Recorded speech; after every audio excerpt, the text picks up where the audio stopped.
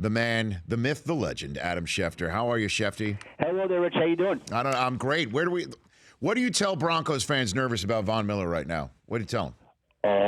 RELAX. Relax. Okay. Listen, Rich. Look what the Broncos have done here. Essentially, each time it seemed like there'd be no more movement, there was a little bit more movement, right? Like February, that was going to be it, and then they came back and made another offer. And the spring, that was going to be it, and they came back and made another offer. In June, that was going to be it, and lo and behold, this past weekend, they come back and make another offer. And if I'm Von Miller and his agents, I'm sitting there saying, okay, I think we're at an acceptable form of numbers right now. I think we're going to go and make one final push for some sweeteners here, some concessions, get it to exactly where we'd like it to be or as close to where we'd like it to be. And then, to me, they take the deal in the end. There's just too much at stake for both sides. And so I know that there's been a lot of acrimony, and this has been a tense negotiation, and there's been a lot of downs to it, more downs than ups. But I think in the end, ultimately, when push comes to shove, this deal gets done by the 4 o'clock Eastern deadline on Friday. So is there any danger for any of the current players who have yet to sign their franchise tag that they are going to go past the deadline and say, I'm either not playing or we're going to figure out at some point that one-year deal that can't be extended before the end of next season? Look, there are 7 players, and I think that they fit into various categories at this particular time. I think there are certain categories or certain players that we can look at right now and say there's not going to be a deal. Tremaine Johnson, the Los Angeles Rams cornerback franchise player, there's not going to be an extension done there. Mo Wilkerson, the Jets defensive lineman, don't see an extension there. Alshon Jeffrey, the Bears wide receiver, don't see an extension there. Those 3 players I feel most certain about. Kirk Cousins as well, the Washington Redskins quarterback. Don't see an extension there. There's 4. Eric Berry, nobody's optimistic right now. But, again, we saw Justin Houston get signed on the morning of the deadline last year, and the Chiefs could always make a last-ditch effort to try to get that deal done. There's a lot at stake emotionally, spiritually. That guy is the leader of that team. He's the heart and soul of that team. So it wouldn't surprise me if Casey came in at the last minute. But right now, as it stands, that's a tough one to work out. Then there are a few other players that you look at, or 2 other players specifically. Justin Tucker, the Ravens kicker. Yes. I know punters are people, Rich, but so are kickers. They are. They've got heartbeats just like the rest of us, Adam. And it should not be difficult to do that deal. You look at Steven Gostkowski's deal from last year. You adjust it up a little bit because it's a year later. The cap has gone up. And you figure out the number. That you and I could do that deal in 5 minutes, conceivably. So that should not be a hard deal to do, though it's a bit surprising it's gone on as long as it has. And then, of course, there's the Von Miller situation, which has seemed as acrimonious as any of these, but I still think in the end, logic and reasoning prevail, common sense prevails, and ultimately money prevails, and there's enough there in the end that it's going to be difficult for him to sit out. Now, he has said, I'm not going to play this year under the franchise tender, 14.2, and I think it's tremendous and admirable to say that in the middle of July.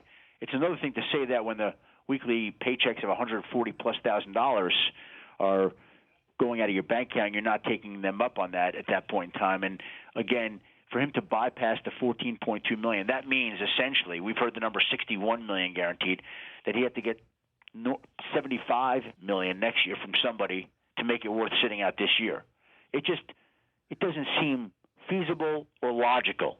Again, you could say that, but they're still negotiating, and I think it's as much a negotiating tact as anything else. So, but with Kirk Cousins, he's already signed his tender, and Correct. It seems that both sides are willing to play out another year to see if he can do, again, what he did last year. So are you saying that there's no long-term deals that are on the table for guys like Jeffrey and Wilkerson and Berry in Kansas City? And, he won the comeback Player of the Year award for the ESPYs last night. I mean, is that what you're saying right now for these guys? I'm saying that they're having discussions, that they're not anywhere close right now. Okay. The Chiefs have made offers. He's made counter proposals. They're not in the same ballpark right now. That one could change. That one's still, again, not expected on Thursday. Could be a different story on Friday. I don't think so, but we'll see. That's one there's a lot at stake. To me, the Kirk Cousins one is fascinating on a number of levels because they're not going to get a deal done.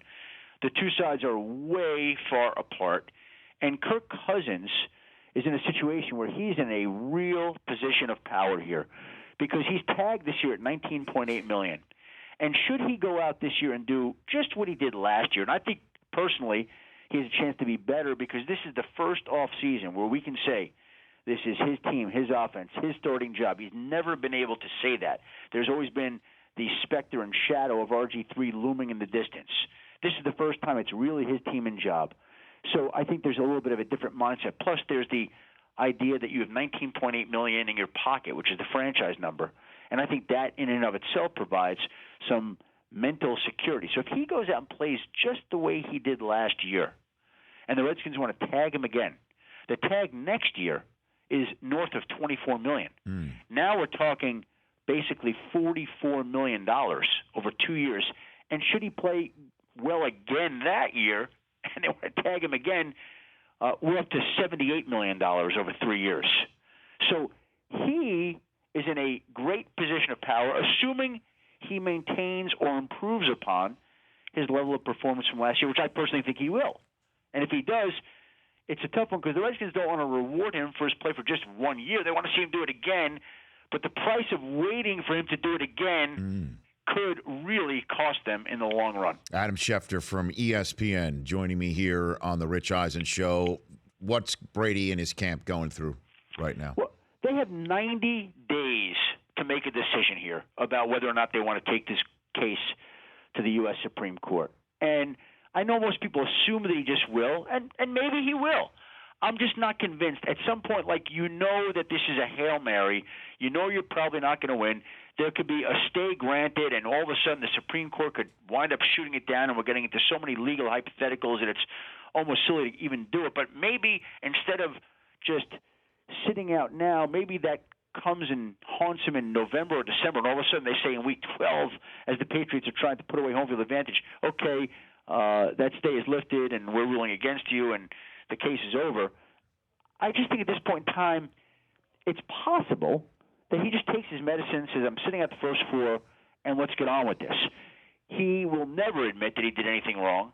He wants desperately to prove that the league overreacted and Roger Goodell went beyond his reach, but he's lost a key battle here legally that's going to be difficult to bounce back from. And in this particular case, the league did not handle it well. There's no disputing that. And Tom Brady is caught in the middle of something that, again, I'm sure he wishes he never were a part of. But the fact of the matter is, the way it has shaken out, it's a difficult case for him to win right now.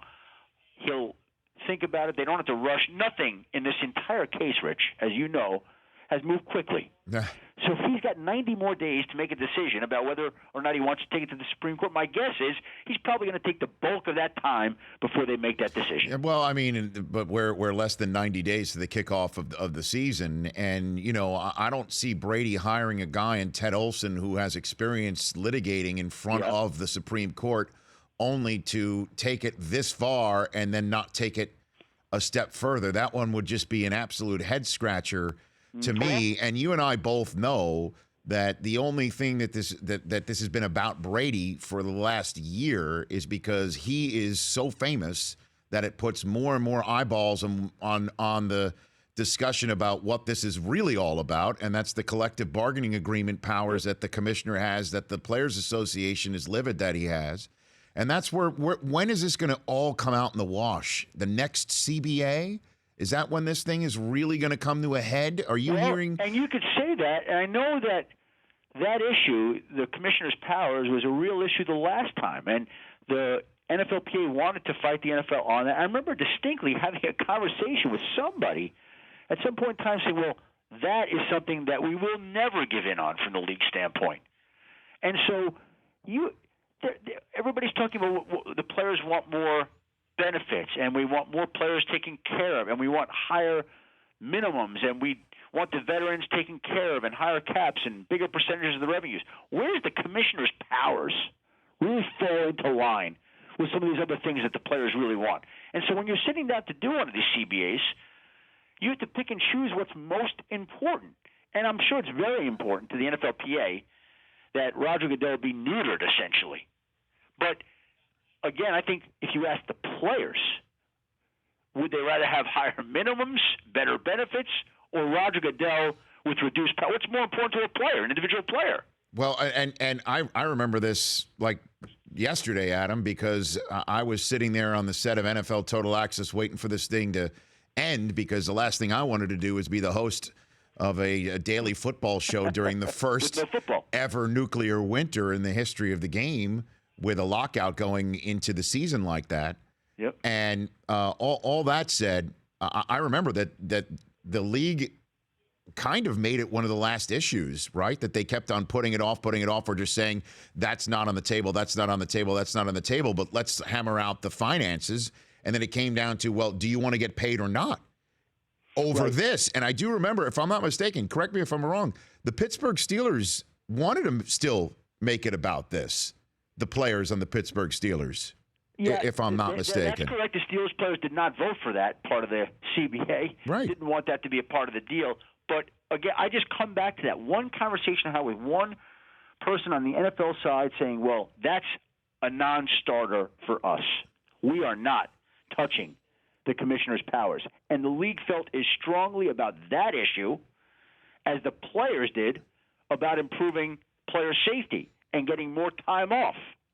So, again, in each collective bargaining agreement, in each battle like that, you pick and choose what's most important. Nobody gets everything. So should we expect when the next CBA comes up that this is going to be the first item on the table? Well, I don't until know it gets hammered out? Listen, I think it would be very important to the officials, the members of the NFLPA, and I mean the board, that Roger Goodell not have those powers.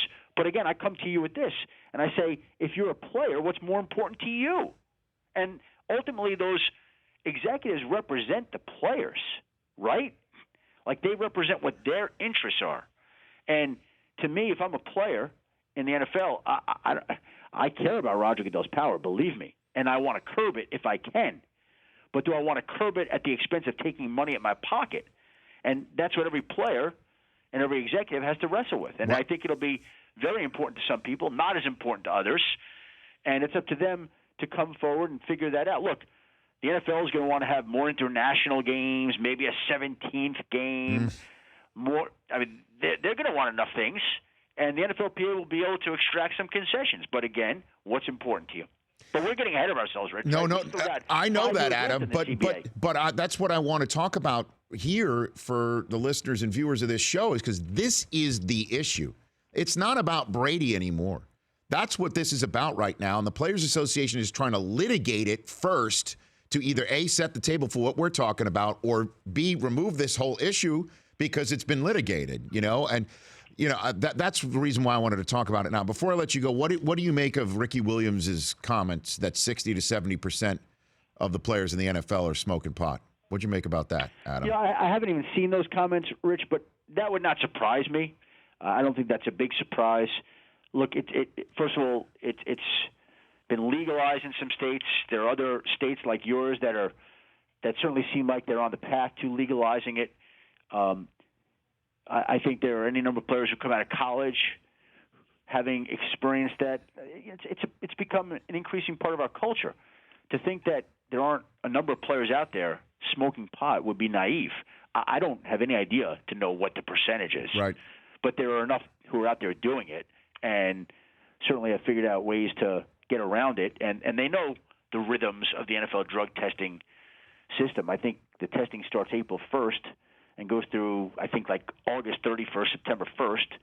So you just have to know when you can and can't do it. And once you can figure that out, you go do what you want. And obviously, it's not just a recreational thing for a lot of the guys too. I mean, it's something that medicinal that's been an issue being discussed, and that's, I think, another thing that'll be on the table between the PA and the NFL. Look, I just wanted to get your thoughts on a lot of these off-season issues right before the playing season begins. And when that happens, I'll have you back on if you are so willing, my friend. Rich, I'm always willing. You know that. Hey, I got Harbaugh in studio tomorrow.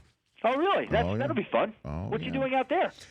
He's just, who knows, man. Maybe recruiting, right? He might be reenacting The Lion King. That's what he likes to do in various different places. Who knows? I just never know with him, right? Well, send him my best. I will do that. All right, Adam. He's got an interesting little challenge this year, and it sounds like they're stacked up, so that's good. Go blue, Adam. Go blue. You got it, Rich. Anytime. Happy to join you, and happy summer. You too. That's Adam Schefter, at Adam Schefter. The Rich Eisen Show, weekdays at noon Eastern on Audience.